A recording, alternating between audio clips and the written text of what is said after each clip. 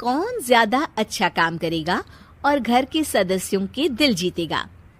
और उनकी इस जंग में हमेशा कुर्बान होते थे उनके दोनों पति। कैसे? आइए देखते हैं इस किचन पॉलिटिक्स की कहानी में। एक दिन किचन में, माँ जी, आज मैं बना रही हूँ मेथी की सब्जी। इस खाने से घर वालों के पेट की सारी समस्या खत्म हो जाएगी। और मैं बना रही हूँ तड़के वाली छाछ, जिसे पीते ही गैस की समस्या कभी नहीं होगी। दोनों अपने अपने खाने को लेकर टेबल पर पहुंच जाती हैं। तभी सुगंधा के ससुर उसकी बनाई सब्जी की तारीफ कर देते हैं। अरे वाह, मेथी की सब्जी भी बनी है, बड़ी ही स्वादिष्ट है। वाह बहू वाह। अरे बहू, लेकिन इसमें इतनी सारी मेथी बर्बाद करने की क्या जरूरत थी? देखिए माँ जी, ये तो वो मेथी है जो आप रात में भिगोकर सुबह उसका पानी पीती हैं, और जो मेथी फेंक देती हैं उसी से मैंने ये सब्जी बनाई है। अरे वाह बहू, तुमने तो बड़ा ही समझदारी का काम किया। बस अब क्या था, कांता जी का तो मानो ये सुनकर खून ही सूख गया। वो फैसला कर लेती है कि किसी भी तरह वो अपने खाने की तारीफ लेकर ही रहेगी और सुगंधा को किचन में उसकी कमियां गिनाएगी। कांता फ्रिज खोलकर देख रही होती है और फिर सुगंधा से कहती है, अरे बहू, ये क्या, पूरा फ्रिज गंदा पड़ा है। तभी वहां सुगंधा का पति आ जाता है।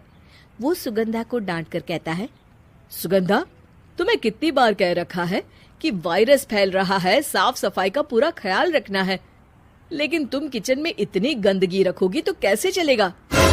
सुगंधा सास की तरफ देखती है जहां वो मुस्कुरा रही होती है। सुगंधा समझ जाती है कि सास ने उससे बदला लेने के लिए ये सब किया है। दोनों रात के खाने की तैयारी में लग जाती हैं। दोनों ना एक दूसरे की तरफ देखती हैं और ना ही एक दूसरे से बातें करती हैं। रात को खाने की टेबल पर एक एक कर दोनों कई तरह के अलग अलग व्यंजन टेबल पर लगा देती हैं और अपने अपने पति के पास जाकर खड़ी हो जाती हैं। अरे खाइए जी खाइए, मैंने बड़ी मेहनत से बनाया है। प्लेट में वो खाना डालती हैं। सुगंधा भी दोनों की प्लेट में खाना डालते हुए कहती है, बड़ी ही मेहनत लगी है इस खाने को बनाने में। हाँ, दोनों को ना चाहते हुए भी सारा खाना खाना पड़ता है। कहीं दही तो कहीं मलाई तो कहीं मसाला।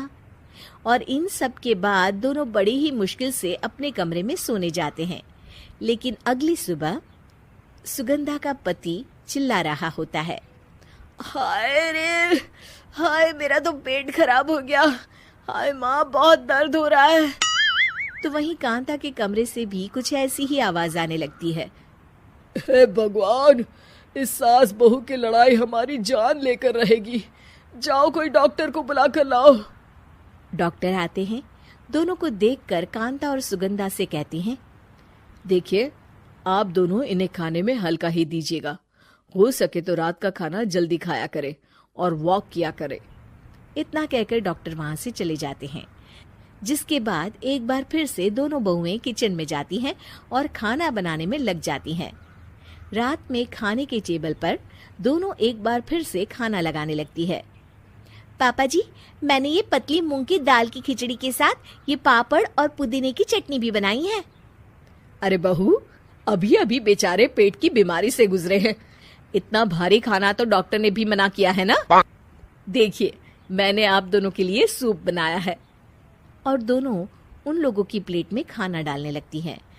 तभी दोनों एक साथ बोल पड़ते हैं, बस करो, हमें माफ करो, हमें नहीं खाना इस घर में, ना खिचड़ी और ना ही सूप।